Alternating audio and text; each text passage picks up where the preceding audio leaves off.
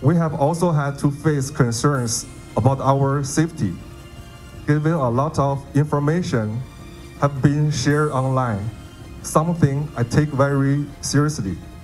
Nakatatanggap ng mga banta at personal na pag-atake ang mga tauhan ng Infinitus Marketing Solutions Incorporated, ang kumpanyang binayaran ng Chinese Embassy para sa public relations o PR service. Ito ang inihayag ni Pin Lee alias Paul, co-founder at marketing partner ng kumpanya, matapos isiwalat sa Senate hearing na may troll farm operation umano ito para pakialaman ng 2025 midterm elections. Sa pagdinig ng Senate Special Committee on Philippine Maritime and Admiralty Zones, may ilan pang dokumentong ibinunyag na konektado umano sa Infinitus.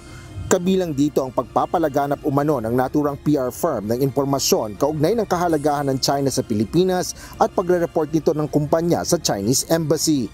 Mariin naman itong itinanggi ng Infinitus at nilinaw na wala itong koneksyon sa sinumang Chinese spy. Yesterday's Senate hearing was supposed to be a venue for truth, but I was told over and over that I would only deny everything. Yet, I was not even given a fair chance to explain or speak for myself. Sa kabila nito, sinabi ng Infinitus na handa silang makipagtulungan, partikular na sa investigasyon na kasalukuyang isinasagawa ng National Bureau of Investigation. Kumpiyansa rin ang mga ito na hindi aplikable sa kanila ang mga kasong treason o pagtataksil sa bayan at espionage o pag-espiya gaya ng nabanggit sa pagdinig.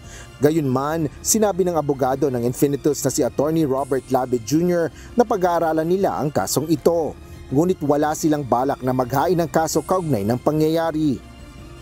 Most likely, because this was being brought in the floor of the Senate, we understand the case of Pobre versus Defensor, that the good senator is under the parliamentary immunity.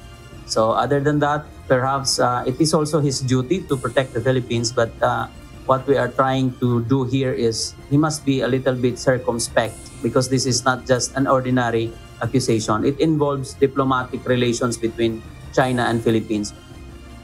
Sinusubukan pa rin ng UNTV News and Rescue na kunin ang tugon dito ni Senate Majority Leader Francis Tolentino na siya ring chairman ng Kubite.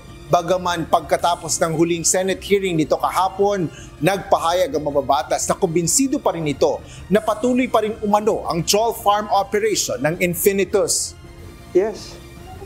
Hanggang ngayon, nag-subside lang ng kaunti, pero yung nakapaskil sa door nila, nagre-recruit pa ng mga keyboard warriors Must have at least 200 followers sa TikTok bago katanggapin.